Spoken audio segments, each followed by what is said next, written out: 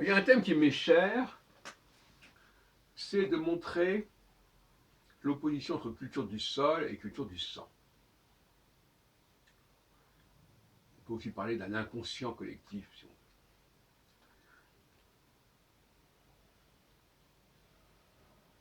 On veut expliquer le comportement des gens par le fait qu'il y a une culture officielle, ce que j'appelle une culture surconsciente. Parce qu'il y a par exemple le Coran. Alors on lit le Coran, on dit ah mais dans le Coran il y a ceci, cela. On lit la Bible ou le Talmud, ah oui dans la Bible, il y a ceci ou cela. Comme si c'était ça qui allait expliquer le comportement des musulmans ou des juifs. Alors c'est vrai et c'est pas vrai.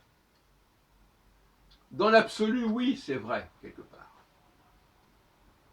Avec le recul, a posteriori, peut-être. Mais la dimension individuelle est fondamentale. Alors que des personnes aillent dans le même sens individuellement, c'est un paradoxe.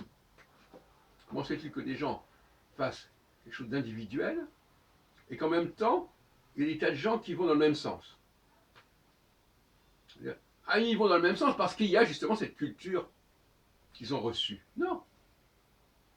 C'est génétique. La génétique, c'est quelque chose d'individuel et de collectif en même temps. Une femme qui fait un enfant, effectivement, elle n'est pas la seule à faire un enfant, mais elle le fait parce qu'elle est capable de le faire individuellement. Et donc, par conséquent, bon, c'est pas parce qu'il est écrit que les femmes font ceci ou cela, ou c'est pas parce qu'elles se sont donné le mot qu'elles vont faire des enfants, qu'elles vont être capables de faire des enfants.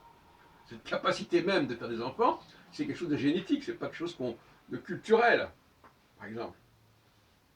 Même si ça détermine une culture. Donc là, il y a toujours cette espèce de tendance à vouloir expliquer les choses par un mauvais biais.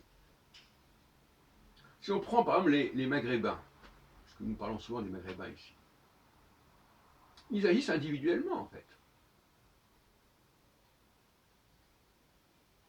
Mais il y a quand même quelque chose qui leur est commun. Mais c'est pas parce qu'ils se sont donné le mot, c'est pas parce que c'est écrit dans le Coran ou je ne sais pas où. Non, c'est quelque chose de subconscient. Et le subconscient est individuel. Ou plus exactement, il n'est pas individuel, mais il s'exprime à travers des individualités. C'est ça le paradoxe.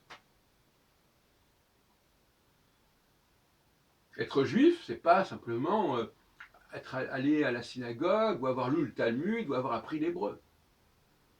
Non. Être juif, c'est dans le sang. C'est génétique. Et donc c'est individuel. Mais comme des tas de gens ont le même patrimoine, le même bagage génétique, il est normal que ces individualités offrent des similitudes entre elles.